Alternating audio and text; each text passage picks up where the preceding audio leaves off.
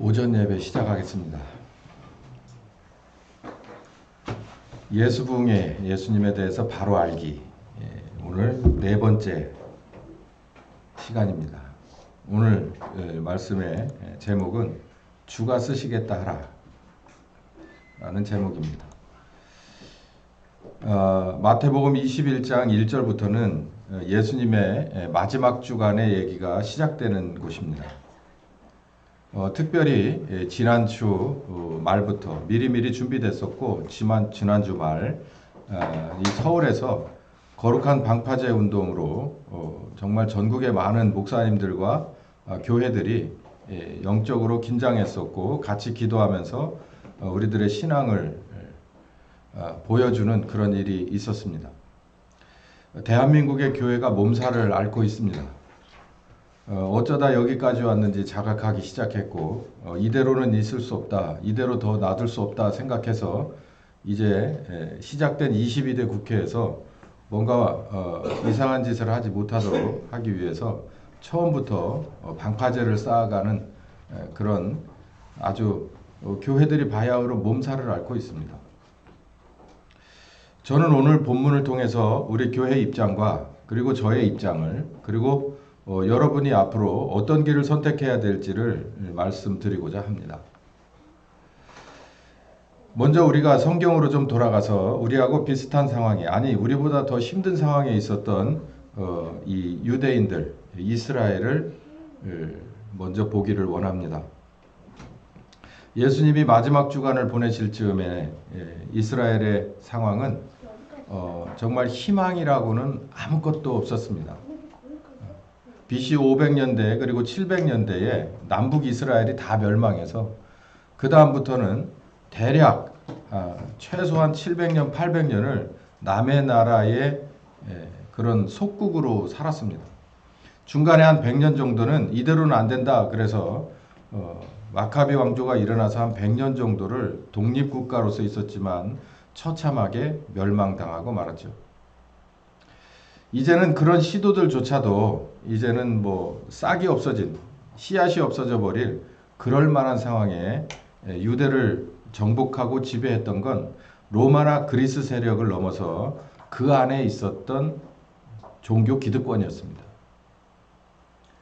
로마나 그리스는 일정한 분량의 세금과 노역을 지불하면 그만이었어요.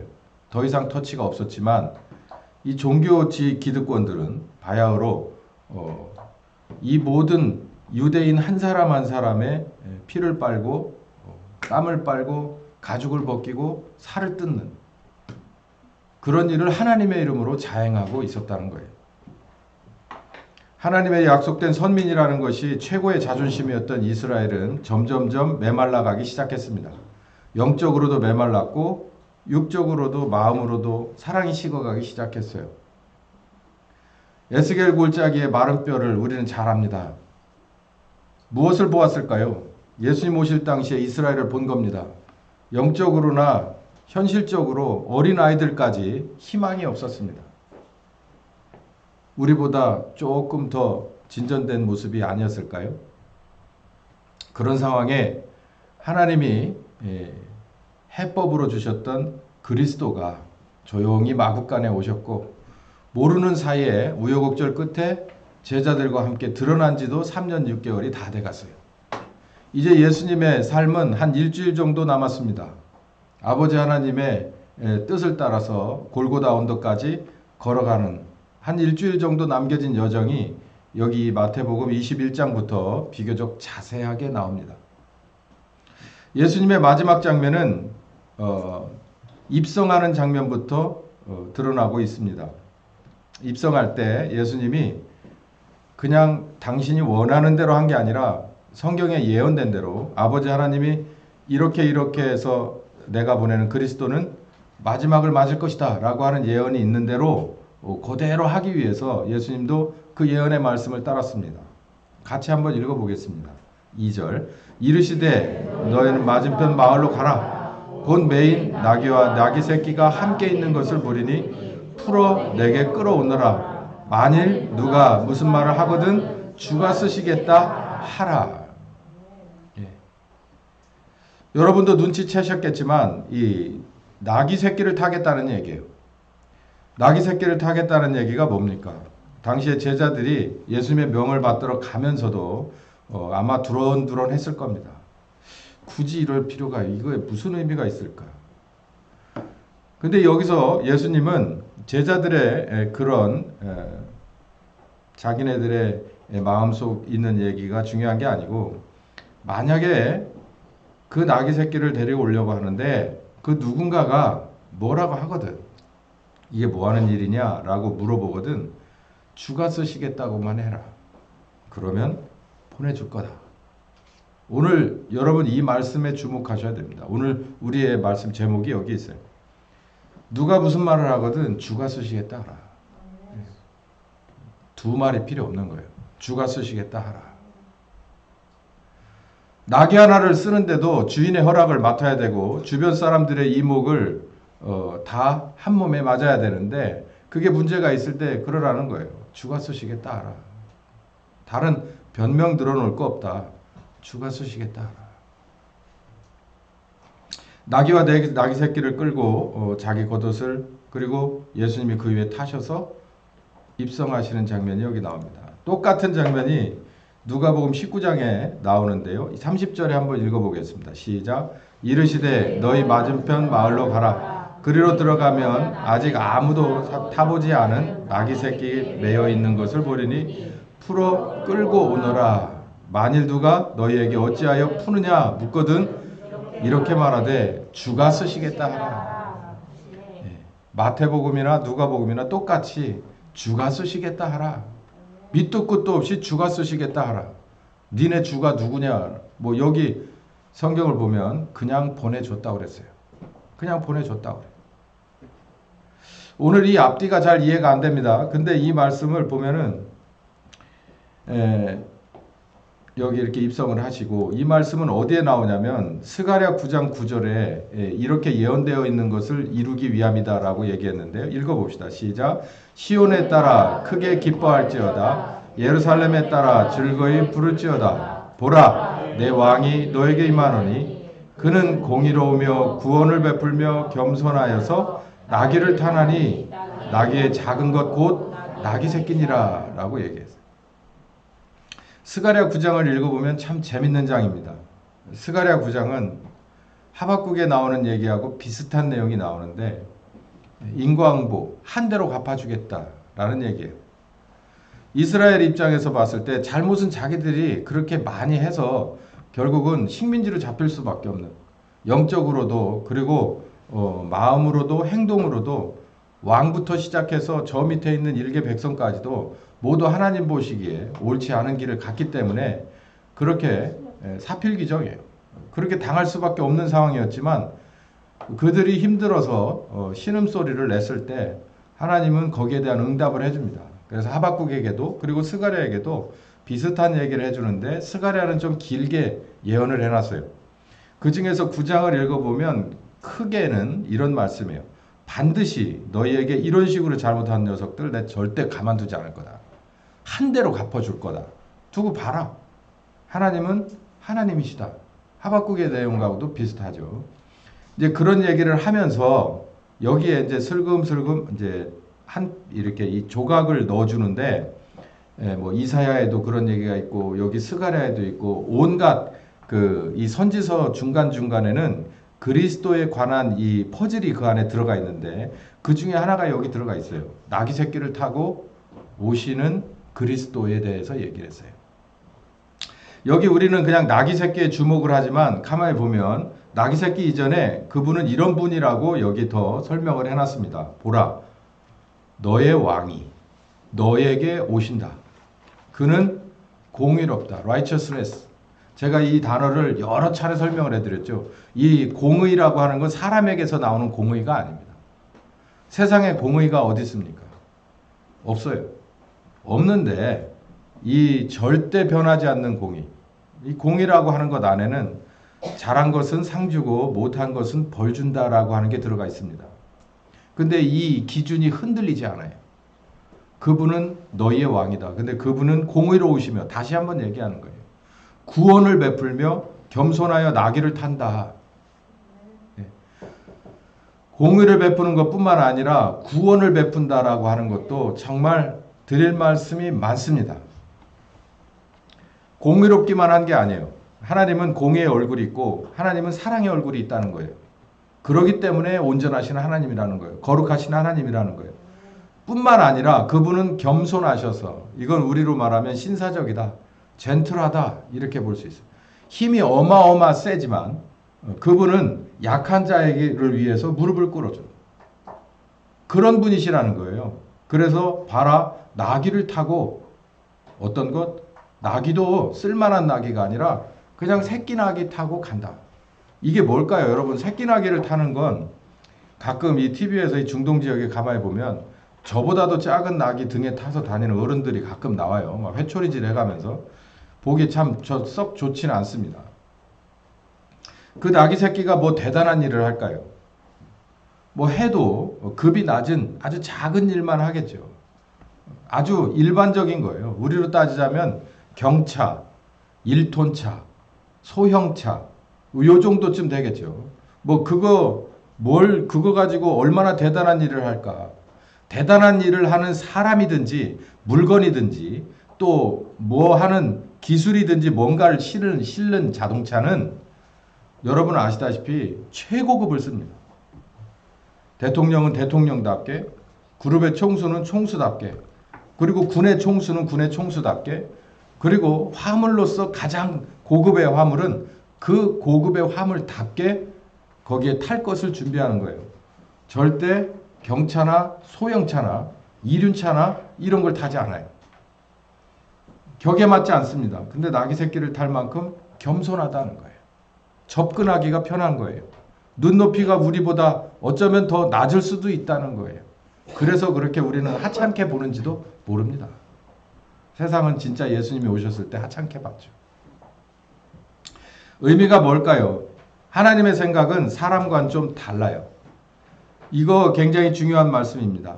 이 말씀은 이사야 55장으로 가기 전에 제가 미리 설명을 좀 드려야 될 게 있어요. 이스라엘 나라의 모든 사람은 위에 사람이나 아래 사람이나 뭐 당시에 기득권이었던 사람이나 그렇지 않은 따라가는 사람들이나 모두가 다 어떤 생각을 하고 있었냐면 이 나라가 어떻게 될 거냐라고 하는 생각을 했어요.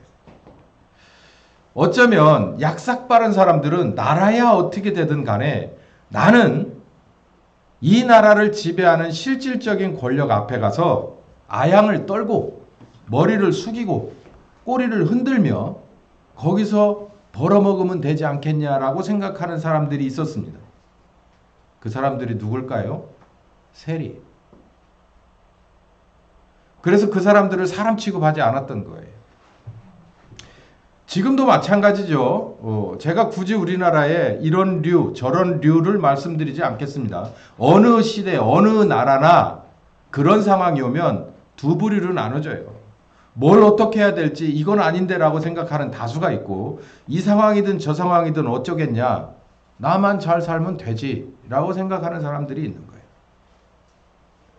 그 이스라엘 사람들이 당신의 나라를, 자기의 나라를 어떻게 해야 좋을지를 이제는 그 대다수의 사람들조차도 이제는 갈 바를 못 잡고 있을 때 이들은 예수님이 오실 당시에 여러 부류로 나눴어요. 여러분 아시다시피 바리새파를 중심으로 해서 사두개인을 중심으로 해서 그리고 이대로는 안 된다 해서 이제는 무장봉기를 해야 된다 해서 게릴라 전술로 나선 열심당들도 있었죠. 그것뿐만 아니라 여러 것들이 다 나와서 이것이 바로 우리 이스라엘을 위해서 이것이 바로 여호와 하나님을 위한 바로 지금 시점에 할 일이다라고 얘기를 했었어요. 그건 뭘 보면 알 수 있냐면 예수님께서 선택한 12명의 제자들 중에서도 대다수의 인원들은 어부였어요. 그냥 갈릴리 출신이었어요. 어부였다. 어부. 그런데 그 중에는 몇몇 사람들이 들어있는데 그 중에는 열심당인 시몬이 있었고 어느 쪽이라고 말할 수는 없지만 가룟 유다 같은 사람도 있었습니다. 마태와 같은 사람도 있었어요. 그 사람 하나하나를 출신 성분이 어디고 추구하는 바가 뭐냐라고 한다면 제가 말씀드린 것과 같습니다. 이 부류 저 부류 많이 있었다는 거예요. 그런 사람들이 예루살렘을 비롯해서 유다를 다 이러고 저러고 하고 있을 때 예수님께서는 등장하셨어요. 이 얘기가 곧 무슨 얘기냐면 하나님의 생각은 사람과는 다르다는 얘기예요. 하나님도 이스라엘을 안타깝게 보고 있었습니다. 이유가 여러 가지 있겠죠. 이들이 너무나도 불공평한 압제를 당한 지가 벌써 근 1000년에 가까워지고 있다. 그것도 하나님은 간과할 수 없는 일이겠지만 아버지 하나님의 입장에서는 당신의 뜻이 진행되지 못하는 것에 대해서 긴박감을 가지고 계셨어요. 그건 바로 예수님이고 그리고 나서 이어서 오실 성령님의 교회 시대를 말하는 거죠. 하나님의 생각은 어느 한 민족의 흥망성쇠와도 직접 연관되어 있는 것도 사실이지만 그러나 우리들 입장에서 바라보는 이 땅을 딛고 살고 여기에 호적을 두고 난 그리고 여기에 조상들로부터 배우고 여기에서 살아가고 여기에서 죽어갈 우리들과는 좀 다른 생각을 갖고 있다는 거예요. 그럼 여러분 어디에 맞춰야 되겠습니까? 하나님의 생각에 맞추는 게 지혜로운 사람입니다. 여러분 우물을 파려고 해요. 예전에 우물을 파려면 삽으로 팠습니다. 곡괭이로 팠어요. 지금 삽으로 파고 곡괭이로 파는데 옆 동네에서는 보니까 경운기 대가리를 갖다 놓고 거기에서 뭔가 힘을 얻어가지고 뭘 하고 있더라. 아니 좀 지나니까 저기 보니까 아예 전용으로 되어 있는 굴착기가 나와서 뚫고 있더라. 100m든 500m든 상관없이 뚫더라. 그러면 여러분 계속해서 우리 생각에는 곡괭이와 삽으로 파는 게 이렇게 생각할 사람은 아무도 없죠. 돈이 좀 들더라도 좀 아쉬운 소리를 하더라도 건넌 마을에 사람을 보내서 그 기계에 힘을 좀 얻자. 이게 지혜스러운 일 아니겠어요? 우리는 전통을 이어받아서 그냥 꾸준히 나올 때까지 팔겨. 뭐 그럴 수 있어요.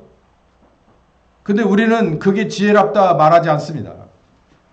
하나님의 생각이 마치 완벽하게 제작된 굴착기와 같은 분이라고 한다면 우리는 그분의 뜻과 방법을 빨리 눈치채서 그쪽으로 옮겨가는 것이 그분과 합세하는 것이 우리가 해야 될 최선의 일이라고 저는 말씀드리고 싶어요. 중요한 말씀입니다. 이사야 55장 8절에서 9절에 이사야 선지자가 이렇게 말합니다. 8절 읽어봅시다. 여호와의 말씀에 내 생각은 너희 생각과 다르며 내 길은 너희의 길과는 좀 다르다라고 얘기를 해요. 이 차이를 우리는 빨리 알아채야 됩니다. 우리의 생각이 곧 하나님의 생각이라고 생각하는 경우가 특별히 대한민국의 교회에 많습니다. 우리가 이 문제를 이렇게 보고 있는데 하나님도 이렇게 보고 계시겠지 이렇게 생각할 수 있어요. 그 말도 전혀 틀린 얘기는 아니지만 이 말씀을 가만히 놓고 가만히 고민해 보십시오. 이사야 선지자가 이 얘기를 한 얘기를 우리가 깊게 묵상해 보면 이런 생각이 들어요. 하나님의 관점이 혹시 내 관점과 살짝 다르면 어떡하지? 하나님의 타이밍과 내 타이밍이 조금 다르면 어떡하지? 그 방법이 큰 틀에서는 같지만 조금 다르다면 어떻게 하지? 우리 빨리 0점 조준을 해야죠. 조정을 해야 돼요.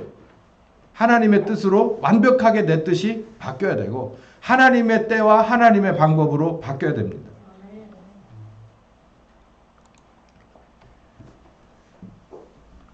우리가 이 말씀에 여기 나온 것 같지 않아서 제가 이 말씀들로 넘어가기 전에 제가 말씀드린 것처럼 사도행전 1장 4절과 8절에 보면 성령님을 기다리라고 제자들에게 마지막 부탁을 하는 장면이 나와요. 제자들에게 그렇게 성령님을 기다려라. 성령 침례 받아야 된다. 성령께서 너희에게 오실 것이다. 라고 얘기를 할 때 제자들 중에서 아마도 많은 부류가 이렇게 말했을 거예요. 거기에 나오듯이 예루살렘을 다시 회복시키시려고 그러시나요? 라고 물어봤어요. 예수님이 한마디로 일축해버립니다. 그건 니네 비즈니스가 아니야. 예수님이 굉장히 냉정한 말투입니다. 제가 그 얘기를 읽어볼 때 굉장히 정색하신 거예요. 이스라엘을 회복하는 회복 여부와 그 때는 너희들에게 알려진 게 아니다. 나도 모른다. 그러나 내가 아는 거는 너희들은 여기서 성령을 기다려야 돼. 라고 하는 거예요. 제가 수요일도 설명드렸다시피 금요일도 설명드렸다시피 예수님의 그 냉정하신 말씀은 바로 사도행전 2장부터 펼쳐지기 시작했어요. 제자들은 이해했을 겁니다. 아, 하나님의 방법은, 하나님의 때는, 그리고 하나님의 우선순위는 이런 식이었구나라고 하는 걸 따라가면서 알게 됐을 거라는 거예요. 하나님의 생각은 우리와 좀 다를 수 있습니다. 하나님의 목적이 우리와 살짝 다를 수 있고 타이밍이 다를 수 있고 방법론이 조금 다를 수 있어요.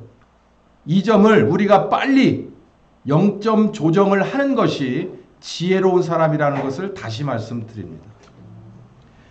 창세기 2장 16절에서 17절까지 보면 하나님께서 아담에게 명령을 하세요. 선악을 알게 하는 나무는 먹으면 죽는다. 하나님이 선을 딱 거준 거예요. 이 선 넘어가면 죽어. 위험이 아니라 이 선을 넘어가면 죽어. 이걸 우리 데드라인이라고 하죠. 넘어가면 안 되는 선. 선악과 앞에다가 쫙 걷어요. 여러분 이걸 뭐라고 생각합니까? 신학자들부터 여러 목사와 교회 많은 성도들은 이거에 대해서 불만을 갖는 사람들이 있는데 전 그렇게 생각하지 않아요. 전 이 선이 사람을 살리는 선이라고 생각합니다. 관점의 차이가 이렇게 있어요.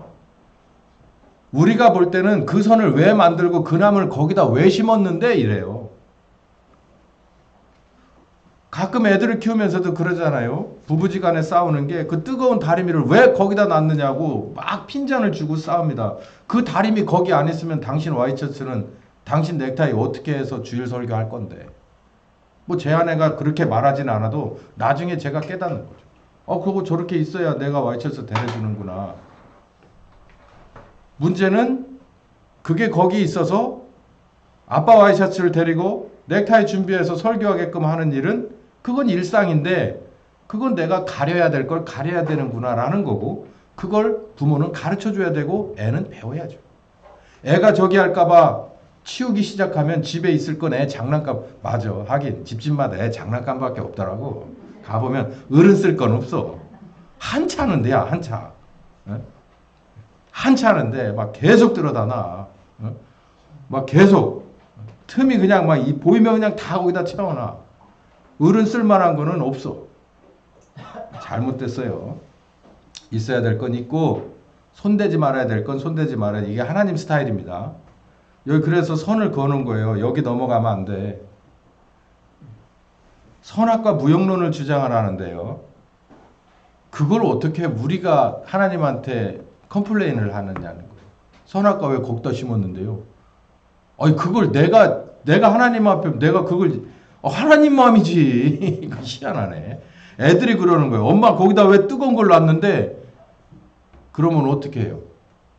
만약에 애들이 당돌하게 엄마 아빠 여기다 왜 여기를 놔가지고 이걸 손대게끔 만들었냐고 나중에 그래서 내 여기 흉터 있잖아 라고 얘기하면 제가 뭐라 그럴까요? 예? 아니지 그냥 딱 맞고 저기가 탁 떨어지지.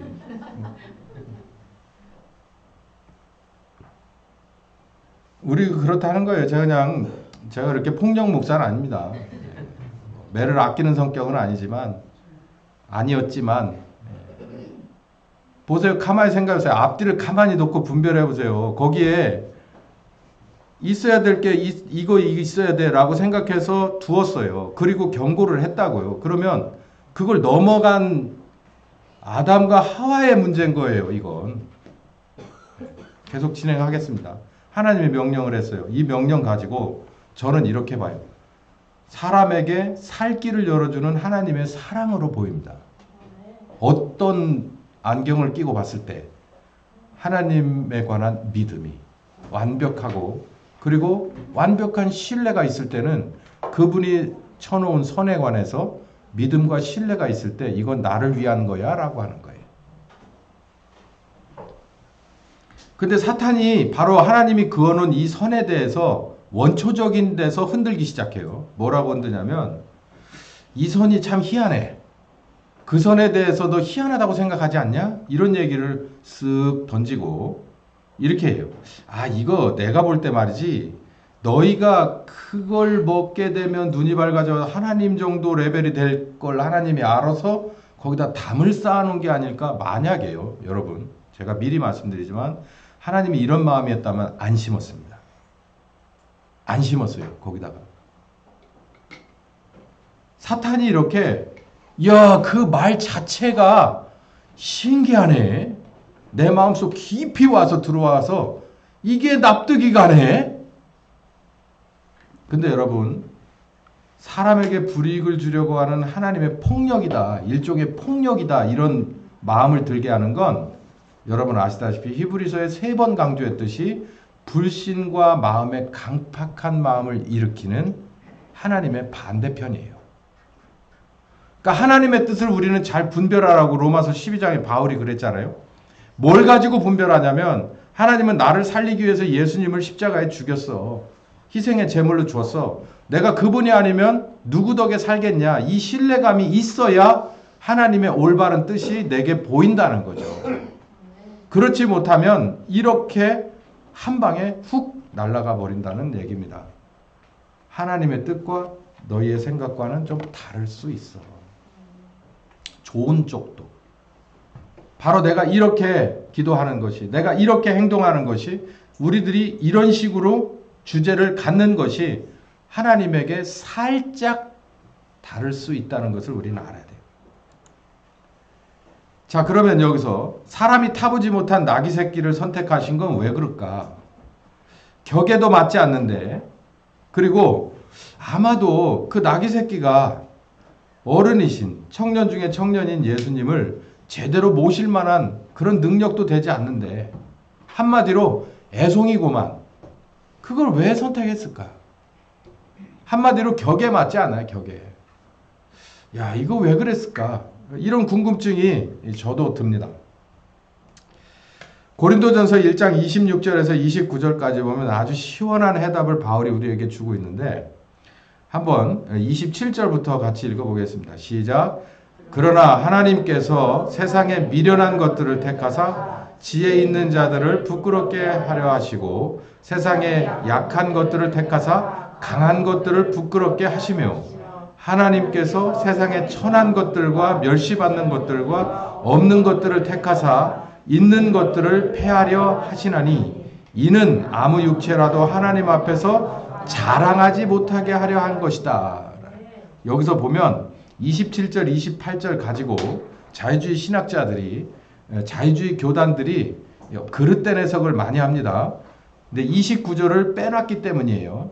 이렇게 하시는 것은 세상의 낮은 것들을 들어서 높은 것들을 부끄럽게 하시는 이유는 다른 것이 아니라 아무 육체라도 하나님 앞에서 뭐하지 못하게 하려고 하는 거예요. 자랑하지 못하게 하는 거다.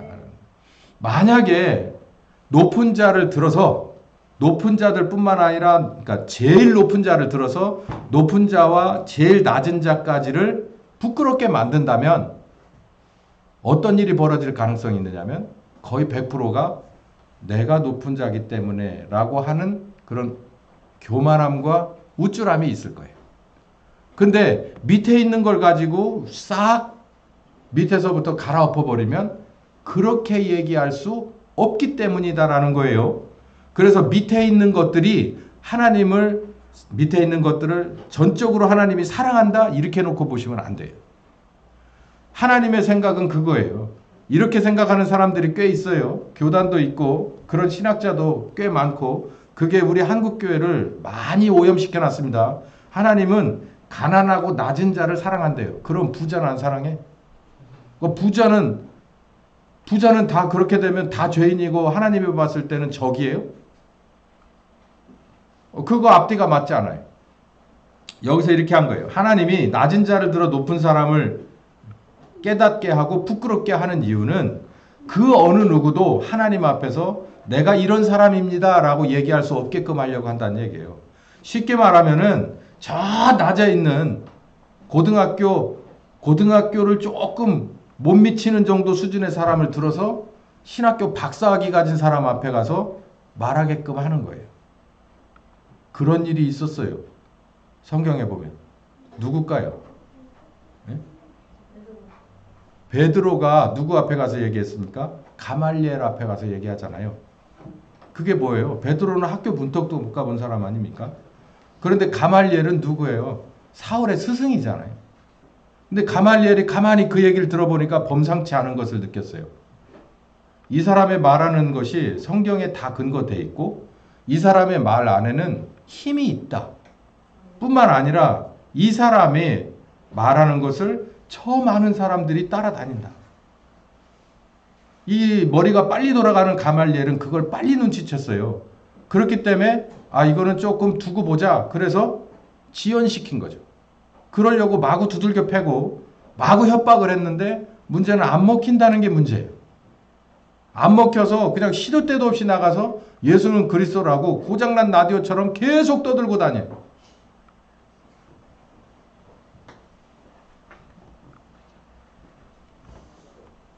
사람이 타보지 못한 나귀 새끼를 선택하신 하나님에 관해서 바울이 이렇게 설명하고 있습니다.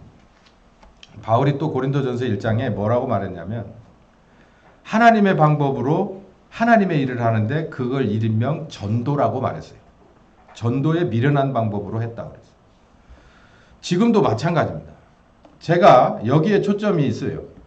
하나님의 방법이 뭘까? 지금 이 시대에 그 옛날에 유대인들의 희망이 절망으로 바뀌었을 즈음에 예수님은 어떤 방법을 들어서 쓰셨을까?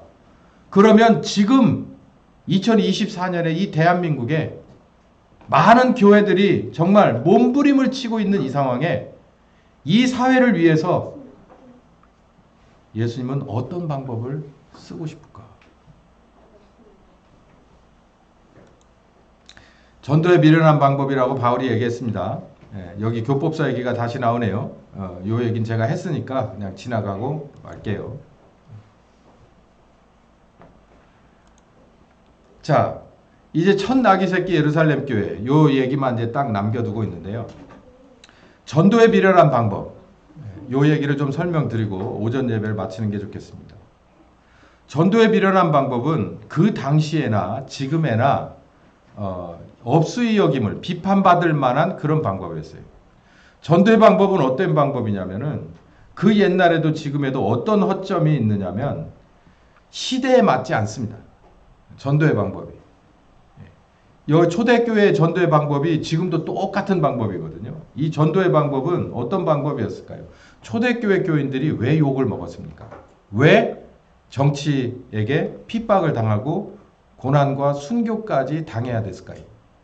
왜 재산권을 인정받지 못하고 그리고 신분을 인정받지 못하고 정말 그렇게 지하로 숨어들 수밖에는 없었을까요? 그런데 왜 그 사람들은 그 노선을 계속 고집했을까요? 문제는 오직 예수만이 그리스도고 그분은 우리와 부활하셔서 함께 하신다고 하는 복음의 내용이기도 했고 그리고 두 번째는 바로 교회입니다. 교회. 여러분 지금 공산권이라고 하는 데서 교회를 인정하는 데가 있어요? 없어요. 왜 그러냐면 교회가 그 안에 들어가면요. 그 체제 자체가 무너지기 때문에 그래요. 그만큼 이 교회라고 하는 건 참 신기합니다. 그 안에 들어가서 복음이 알맹이 아주 꽉 찬 복음이 들어가든 아니면 그냥 허술한 복음이 들어가든 교회라고 하는 단체가 그 안에 널리 퍼지게 되면은 참 신기하게 정치를 하는 사람들이 함부로 할 수가 없어요. 뭐 때문에? 교회라고 하는 견제 세력이 있어요. 일단 겉으로 한번 볼까요? 교회는 매일같이 매번 모일 때마다 일단 노래를 부릅니다.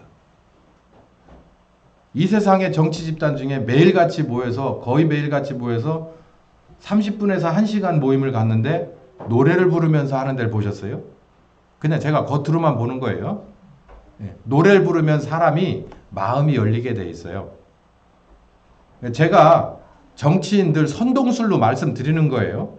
옛날에 386 때 저희 세대들이 데모를 다 주도했던 사람들이기 때문에 노래가 얼마나 중요한 걸 알아요. 그래서 노래를 부르기 시작해. 근데 노래도 막 사람들의 막 그 분을 끌어올리는 노래가 있어요. 찬송 중에서도 그런 게 있고 찬송도 여러 부류가 있어요. 우리 찬양 인도자가 참 잘하는데 저도 참 잘합니다. 나와가지고 노래 한두 곡 가지고 여러분의 마음을 아주 심란하게 만들 수도 있고, 한두 곡 가지고도 여러분의 마음을 아주 그냥 구름 위로 벙 뛰어놓을 수도 있어요. 그랬다 이제 집에 갈 때 뚝 떨어지는 거지. 아무것도 없이. 가스라이팅이라고 하죠. 그걸 보고. 뿐만 아닙니다. 아주 일목요연하게 최소한 15분에서 저처럼 거의 1시간을 세뇌를 당하는 거예요. 계속해서. 뭐에 관해서요? 예수님에 관해, 성경에 가지고. 뿐만 아니라 조직이 있어요. 이 안에는. 조직이 있는데 그 조직을 유지하기 위해서는 그 선생님들을 데려다가 주동되는 목사나 교육전도사가 계속해서 리더십을 가르칩니다. 이렇게 다뤄야 돼, 저렇게 다뤄야 돼, 이렇게 연락처 관리하고, 이렇게 하고, 뭐 메시지 보내고, 이렇게 하고 저렇게 해야 돼, 프랭카드 이렇게 써붙여야 돼 하는 거 다 가르쳐줘요. 이벤트 업체 다 말로 죽어요. 우리가 나서면. 근데 사실 우리들이 그 토대를 놓았다고 해도 과언은 아니에요. 제가 교회 껍데기만 말씀드립니다. 이렇게 하는 집단이 어디 있어요? 이렇게 하는 집단이 어디 있냐고. 근데 정기적으로 모여. 주일날 한 번은 무조건 모여. 수요일날도 모여. 어떤 교회는 막 새벽 예배가 더 분벼. 매일같이 찬송하고 매일 기도 얘기 안 했네. 이 기도는요. 그 사람을 완벽하게 바꿉니다. 기도하는 사람은 전혀 다른 사람이 돼 있어요.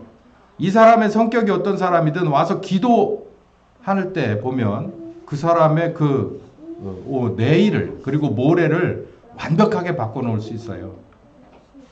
제가 겉으로만 계속 얘기해 드리는 거예요. 이런 것들이 자기의 사회에 꽉 차 있다고 생각을 해보세요. 쉽지 않아요. 요걸 넘어서기가 쉽지 않다고. 로마 시대로 돌아가 봅시다. 로마는 굉장히 학술적으로나 과학으로 보나 군사력으로 보나 당시에 최고였어요. 세계에서. 근데 정말 쉽지 않아요. 종교 집단으로 이 꽉 쩔은 이 식민지들을 다스리는 일이 쉽지 않아요. 근데 그 중에서도 이 유대인을 다스리기가 쉽지 않아요. 근데 유대인을 두 가지 부류로 잡아놨어요. 하나는 헤롯 정권이고 하나는 가말리엘을 비롯한 바리새 정권이에요. 그리고 성전을 중심으로 벌어먹는 사두개인은 내비둬도 돼요. 그 사람들은 현실주의자이기 때문에. 그래서 로마는 총독을 가져다 앉혀놨을 뿐 그들과 균형만 유지하면 되는 그런 체제였었어요. 정치적으로 제가 보는 거예요. 걔네들 입장에서. 근데 예수님이 나오고 십자가에 죽었어요. 석연치 않아요. 3일 만에 부활했대요. 40일이 지나 50일 지나니까 전혀 다른 제자들이 여기저기서 마구 돌아다니기 시작하는데 사람들이 구름대처럼 몰려다녀. 그들이 모여서 하는 일이 사도행전 2장과 4장이에요. 그리고 7장의 순교가 일어나요. 두려워하지 않아. 이게 전도의 미련한 방법이에요. 하나님이 하시는 전도의 미련한 방법. 전도의 미련한 방법은 세상 사람들이 봤을 때 그렇게 할 일이냐? 이게 이렇게 보여요. 그게 생산적이냐? 이렇게 보여요. 그게 목표 지향적이냐? 이렇게 보여요. 너무 광신적이지 않냐? 이렇게 보여요. 베드로를 보세요. 3번이나 부인하고 도망갔어요. 돌아와서 마구 얻어맞아도 내가 이렇게 맞는 게 당연하지. 오히려 이렇게 맞을 만한 놈이요. 그러고 나서 그 다음 날부터 계속해서 떠들고 다니는 거예요. 예수가 그리스도라고. 팽이는 맞아야 돌아가. 마구 때렸더니 마구 더 잘 돌아가. 찬란하게 돌아가. 이게 누가의 평가였어요. 초대교회를 봤을 때. 누가가 뭐라고 평가한 줄 아세요? 교회를 두려워하기 시작합니다. 요즘 날에 교회 두려워합니까?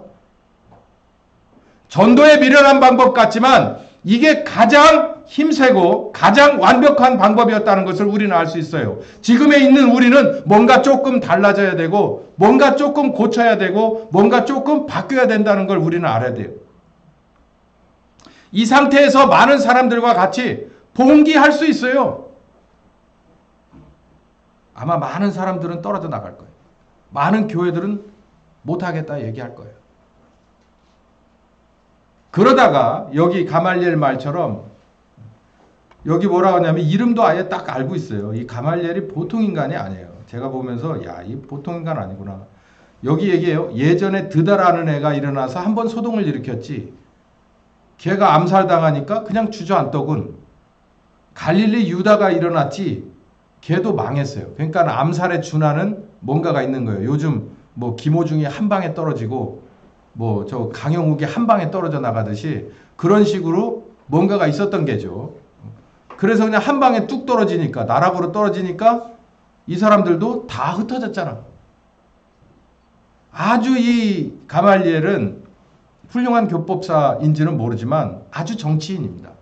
뭐 대부분 그래요. 사람들이 많이 배우게 되면 결국은 정치로 가더라고. 이렇게 말했을 때 절대 그게 되지 않았어요. 여기 나오잖아요. 사도들은 그 이름을 위해서 능욕받는 걸 나는 합당하지라고 얘기했어요. 기뻐하면서 공회를 떠날 뿐만 아니라 날마다 성전이든 집이든 어디든 예수는 그리스도라고 가르치고 전도하기 시작했어요. 이게 사도행전 5장이죠. 6장으로 넘어가면 무슨 얘기가 나올까요? 교회 숫자가 너무 많아서 집살 뽑아야 될 상황이 됩니다. 이제 가말리엘이 원하는 대로 되지 않아요.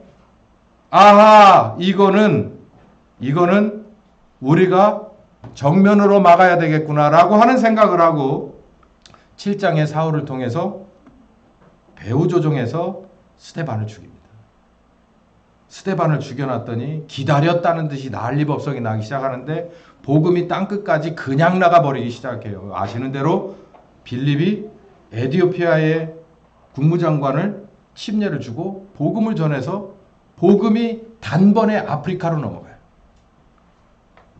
복음이 단번에 안디옥을 지나서 그 어디까지도 올라가요. 로마에도 바울이 로마를 들어가기 전에 이미 교회가 있었습니다. 믿는 사람들이 있었어요. 소아시아 지역에 이렇게 불을 가져다가 끌려고 탁 때렸더니 불이 확 번져가지고 바람 타고 번져서 정말 걷잡을 수 없이 퍼져버리듯이 가말리엘은 완벽하게 졌죠. 가말리엘만 진 게 아니에요. 한 300년 더 지나야 됐지만 로마의 황제도 무릎을 꿇을 수밖에는 없었어요. 황제의 친어머니도 그리스도인이었거든. 여러분 어떻습니까? 하나님의 방법은 우리와 조금 다를 수 있어요. 그때나 지금이나 하나님의 방법은 동일하다고 저는 믿습니다.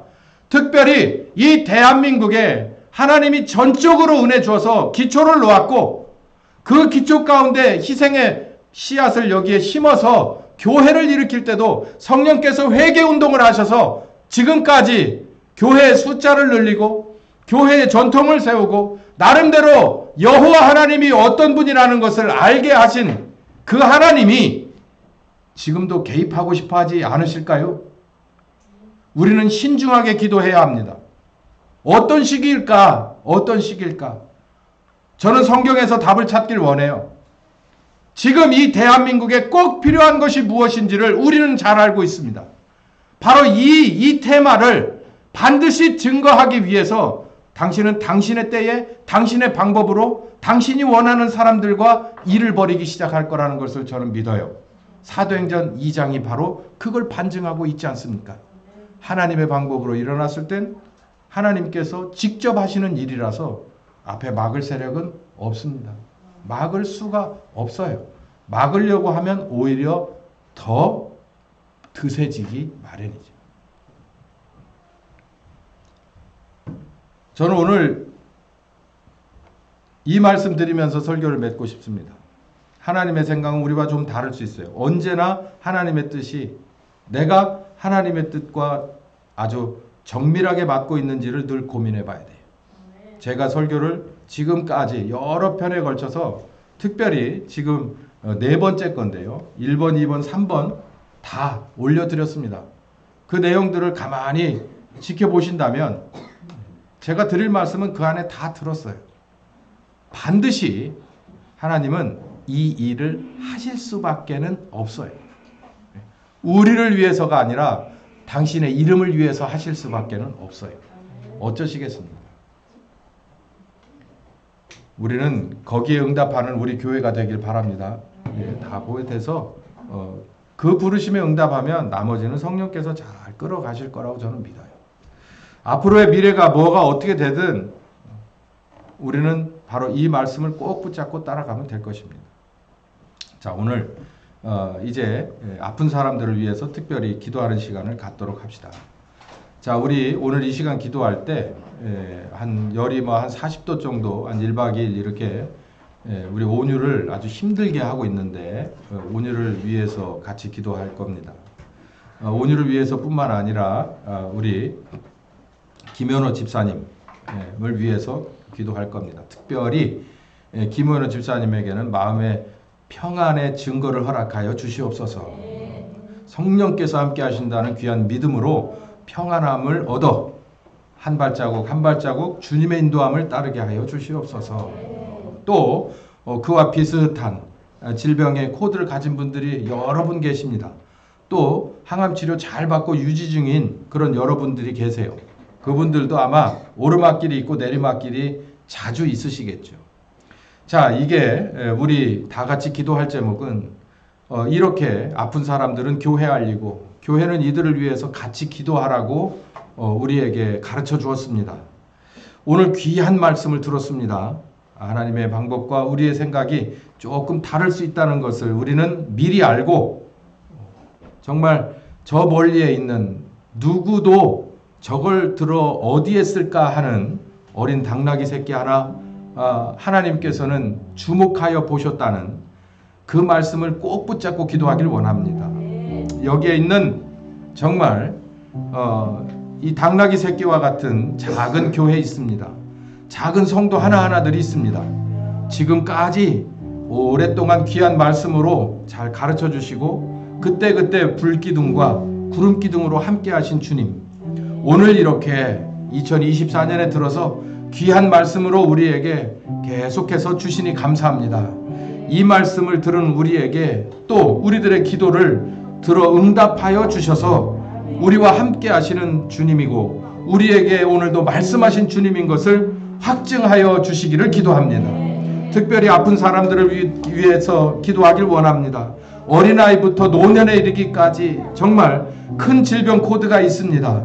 또 그때 아픈 어린 심령들이 있습니다. 주님 불쌍히 여겨 주시옵소서. 마음의 평안을 먼저 주시옵소서. 하나님이 꼭 붙잡고 있다는 그 귀한 말씀이 그 마음의 파도를 잠재워 주시옵소서. 주의 아버지, 먹는 약에도 함께하여 주시고 방문하는 의사의 진료의 손에도 그리고 여러 가지 약물과 치료 기법에도 함께하여 주시옵소서. 주의 아버지, 효과가 있게 하여 주시옵소서. 주의 백성들이 주님 말씀 따라갈 때 효과가 있게 하여 주시옵소서.